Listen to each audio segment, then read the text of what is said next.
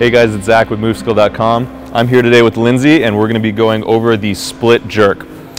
This is a little bit more technical version of what we've been doing before, which is the power jerk. This time we're going to actually start to learn to drop our feet into a lunge position. This is going to be a quick overview. This is a movement people spend a lot of time polishing on, working on, so don't necessarily expect to pick it up right off the bat. This is something that's going to take a little bit of work. The first thing we want to address is just really quickly the movement, so if you want to pick up that bar for me. Understand what we're doing here in a jerk is we are adding momentum to a heavy weight, so she's going to dip and drive, and as that weight starts to move up, she's actually going to use the weight of the bar to accelerate herself underneath it. So give me a quick dip and drive. So she's dropping underneath that bar and then standing up. So she's locking out the arms and using her legs to get that weight all the way overhead. Do it one more time. All right. So this is light. She's doing a pretty good job of faking it. What we want to avoid here is just pressing the weight up. So doing essentially a push press into a split. Yeah. So we see this a lot, kind of dropping the feet out and just pressing the bar up. That's not what we're doing here. We're learning to use our hips to put weight into this bar, and using the bar, which gets turns into kind of a fixed object in space, to accelerate ourselves underneath it. All right, do you want to go ahead and set that down?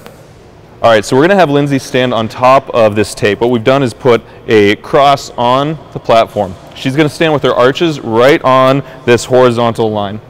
What this is going to do is going to allow us to see that she's keeping her torso directly over this position. When she pushes that weight overhead and she gets to the bottom, we don't want any movement forward or back. So the first question generally is, what foot do I put forward? I would recommend trying both and seeing which one feels better. That's probably the easiest way to do it. So she's going to drop into her split, and she chose to have her right leg go forward. Now notice how she steps her front foot forward and to the side, and her back foot back and to the side. One more time. What this long line down the middle helps us avoid, go ahead and do it again. So what this long line helps us avoid is getting our feet too narrow. So if you walk your feet in close together, it's going to be like she's trying to balance on a tightrope, and that's not what we want when we have weight overhead. So front foot forward, again, back foot back. Her front foot is going to be either forward or slightly in. Same with her back foot, facing forward or slightly toed in. She has her heel lifted.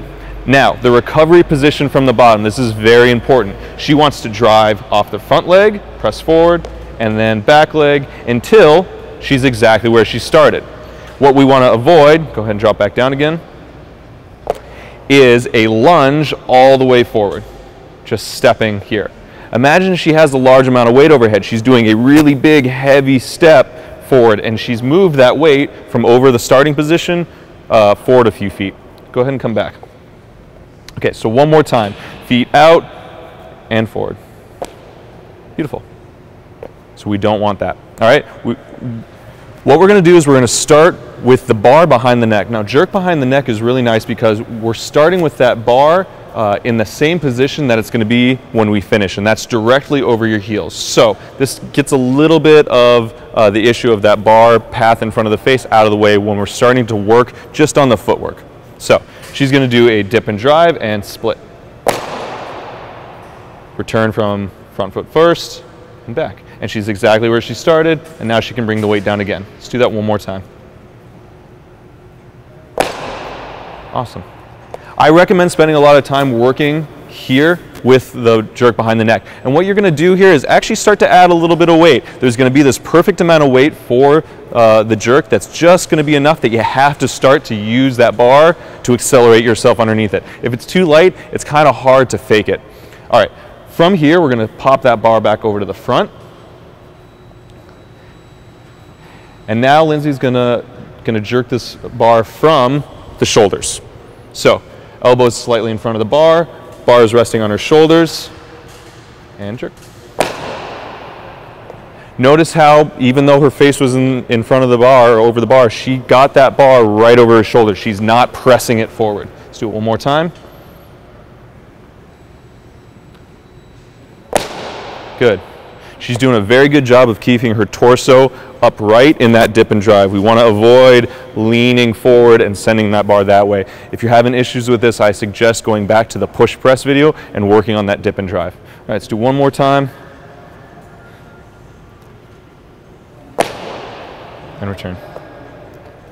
Start slow with this, guys. I really want you to spend time on the fundamentals. The footwork is a huge part of this, so don't just jump to the bar. Practice the footwork, use this taping method that we use, and really start to assess your progress slowly. Then bring that bar to the back of the shoulders, practice jerking from behind the neck. Once you think you got a good handle on that, do it from the front. As always, it's a really good idea to have maybe one of your friends watching you, or having a cell phone set up on the side so you can actually videotape yourself. A lot of times you might think you're doing something right when in reality you may be missing the mark a little bit. Hope this helps you. Have a good one.